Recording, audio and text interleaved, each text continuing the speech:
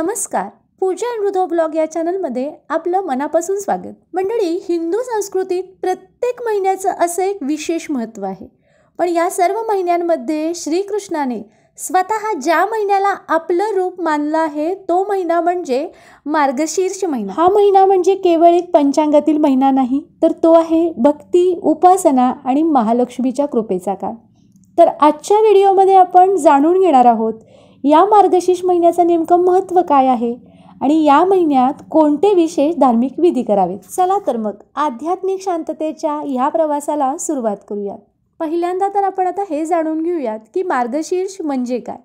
भारतीय पंचांगानुसार मार्गशीर्ष हा वर्षातील 9वा महिना आहे. मार्गशीर्ष महिन्याला अग्रहायण किंवा अगहन असंही म्हणतात. हा महिना भगवान श्रीकृष्णाला समर्पित आहे.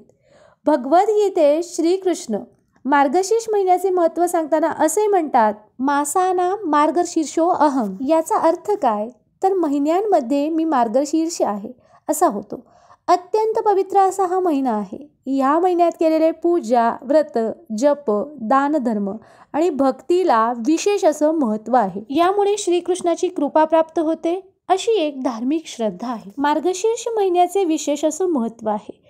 या महिन्यात केलेल्या उपासना, व्रत आणि दानधर्माचे फळ खूप मोठे मिळते असे मानले जाते.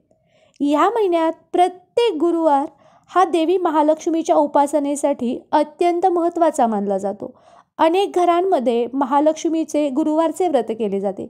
या दिवशी देवीची स्थापना, पूजा, कहाणी वाचन आणि नैवेद्य दाखवून घरातील शांतता आणि समृद्धी वाढविली जाते. मार्गशीर्ष महिन्यात गुरुवारचे लक्ष्मीपूजन, चंपाषष्ठी, दत्त जयंती, गीता जयंती, मोक्षदा एकादशी यासारखे धार्मिक दिवसही येतात.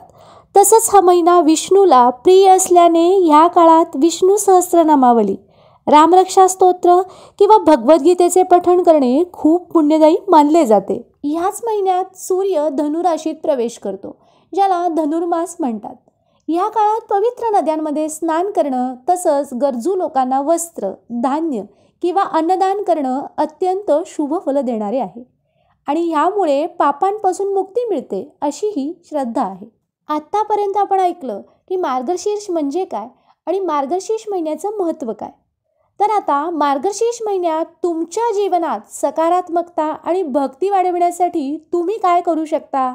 सगळ्यात पहिल्यांदा तर ब्रह्ममुहूर्तावर किंवा सूर्योदयापूर्वी उठून स्नान करावं, तुळशीला नियमित पाणी घालून दिवा लावावा, तिची मनोभावे पूजा करावी. या संपूर्ण महिन्यात सात्विक आहार घ्यावा आणि मांसाहार किंवा मद्यपानासारख्या गोष्टी टाळाव्यात.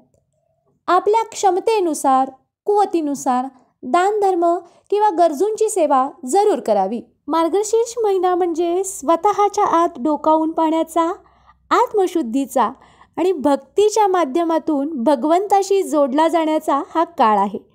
या महिन्यात केलेली थोडीशीही उपासना आपल्याला खूप मोठे फळ देऊ शकते. तुम्ही तुमच्या घरात मार्गशीर्ष गुरुवारचे व्रत कसे साजरे करता हे कमेंट करून नक्की सांगा.